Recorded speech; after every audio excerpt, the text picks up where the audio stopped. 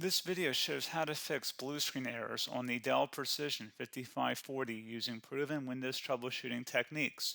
Follow these steps to identify the cause and get your workstation running smoothly again. So while you're performing updates, you're getting an IRQR not less or equal message, K-mode exception not handled, kernel data in page error. A lot of errors pertain to this problem, and we're going to go ahead and jump into what should hopefully be a pretty straightforward process, guys. And we're going to go ahead and jump right into it. So first thing I'd recommend doing would be to actually go ahead and boot to the troubleshooting utility on Windows 11. So if you do a hard power off 3 times in a row, Windows should automatically attempt to launch the starter prepared utility.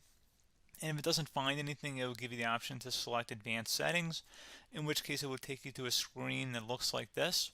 Now, if it does not take you to a screen that looks like this, or you're unable to get to that, you can also download the Windows 10 Media Creation Utility, or Windows 11. They probably will make a creation utility for Windows 11 at some point.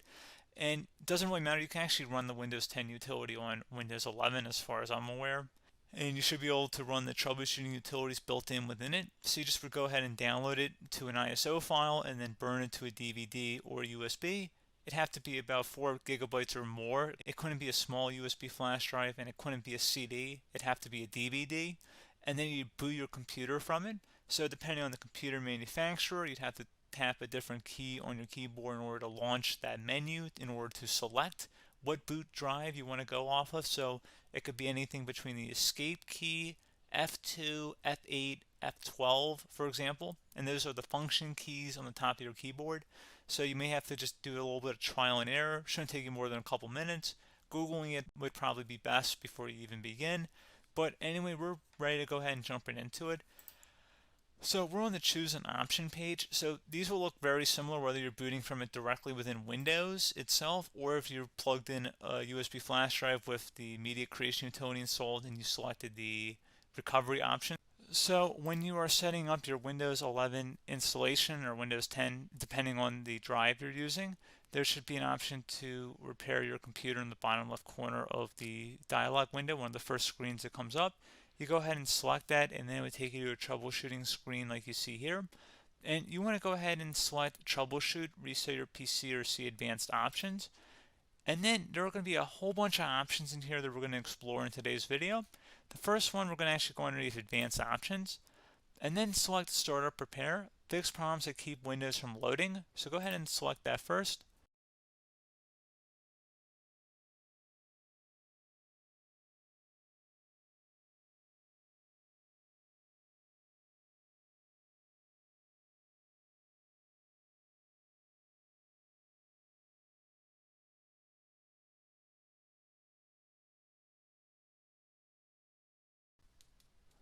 Okay, so you can see it could now repair our PC. That was our first option we could try. Something else, if we go back into advanced options here, and then select troubleshoot, we're going to go underneath advanced options again. You can go ahead and actually access safe mode by selecting startup settings. And then if you select the restart button, you have the option on the screen select safe mode with networking, which will give you a key on the screen. It'll tell you which key to press to enter that. I believe it's the F7 key. It'll do that for you. I'm not going to go over that in today's tutorial because I don't really want to go into safe mode, but you're more than welcome to attempt that by going into here and then selecting restart. Again, it'll launch another screen. It'll say what key do you want to press, and it'll give you like 7 or 8 different options, and you want to select safe mode with networking. There's also an option for a command prompt too, but that's going to be something we're going to cover later in this video, and we don't even have to go through that in order to access it. So that's why I'm not going to really push for that, because unless you know exactly what's causing the problem, you probably don't need to go into safe mode. Unless you're trying to recover files, in which case then you definitely can go into safe mode, but we're trying to actually recover our computer here. So I hope that makes sense. Something else we can also try here as well would be to uninstall updates, remove recently installed quality or feature updates from Windows. So if you go ahead and select that, you can uninstall the latest quality updates, which generally is the more day-to-day updates. Feature updates are the less regularly released ones, like the big ones. I would equate it to service packs in like Windows 7 and Windows Vista and Windows XP. So larger updates that occur once or twice a year at most.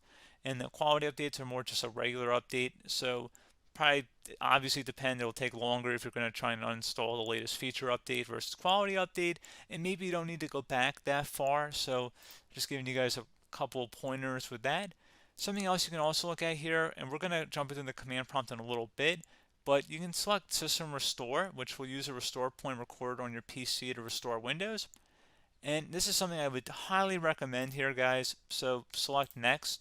Assuming you have a restore point saved on your computer, you go ahead and select the most recently created one, and you'll select Next, and then you'll select the drive. You shouldn't actually have to select the drive. You can scan for affected programs, but we're going to keep it all default here, and then we're going to select Finish. So once started, System Restore cannot be interrupted. Do you want to continue? I think we're going to select yes. I don't think we have anything better to do on our computer right now, so just give it a moment here to initialize. It will take a couple minutes to run, obviously depending on how large your hard drive is and how much is saved on the System Restore point. So just give it a couple minutes here.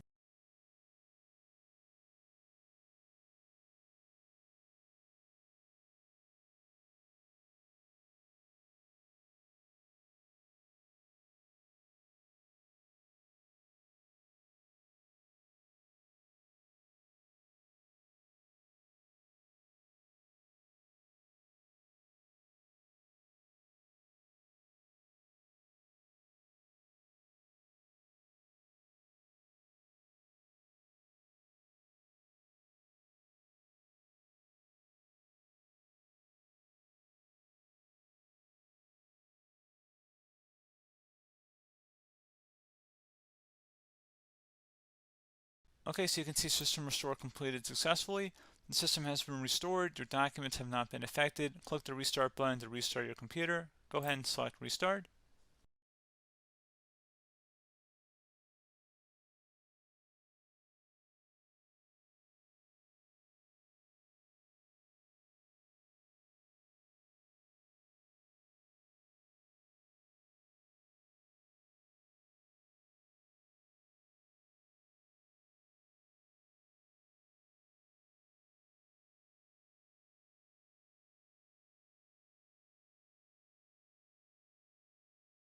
Okay, so you can see the system has been restored successfully.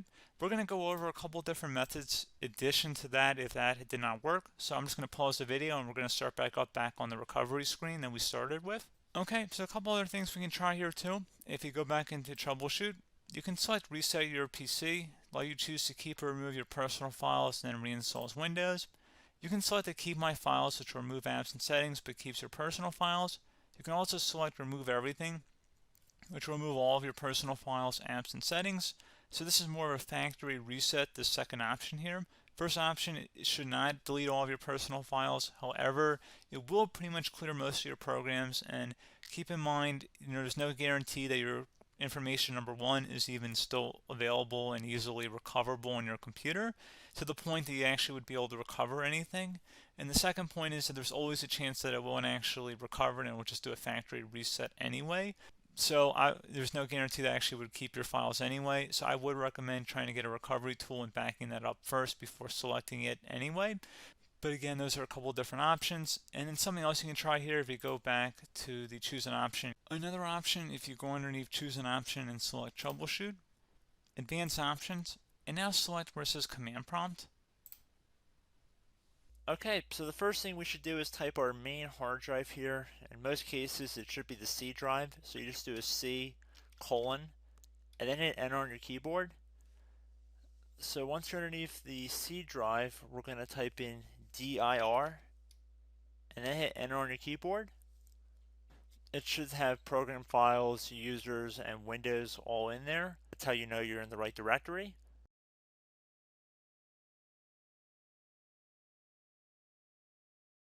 In some cases, it might be the D drive as well, so just keep that in mind.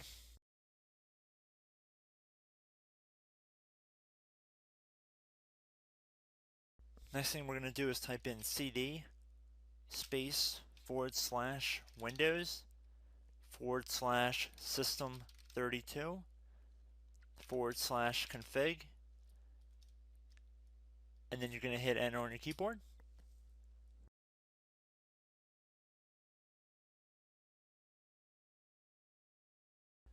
So now you're going to type MD space backup. If you've seen other tutorials, it might also say to put down MD backup. That's because the backup name is pretty common when you want to back something up. So you can name this whatever you want, doesn't have to be backup. So if you've already made a backup folder in the past, you could do backup 1, for example. So once you're done setting the name you want the backup to be called, hit enter on your keyboard again.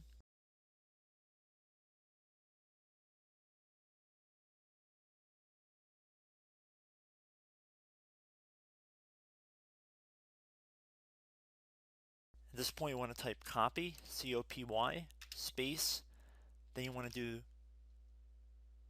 the star symbol above the 8 key, then do a period or a dot, whatever you want to call it, then another star sign, and then another space, and then type backup, and then hit enter on your keyboard.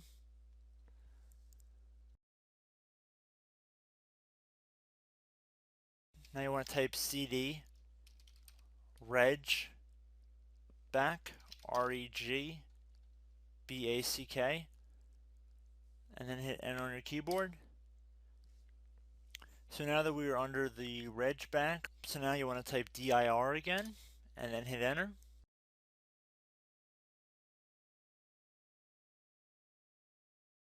So now at this point we're going to type copy again. So copy, space, star sign, dot, another star sign, space, and then 2 dots. So we're going to type copy, space, star sign, dot, sign, star sign, dot, dot, and then hit enter on your keyboard again. So for overwrite, you want to overwrite all. So type A on your keyboard, so capital A, and then hit enter on your keyboard.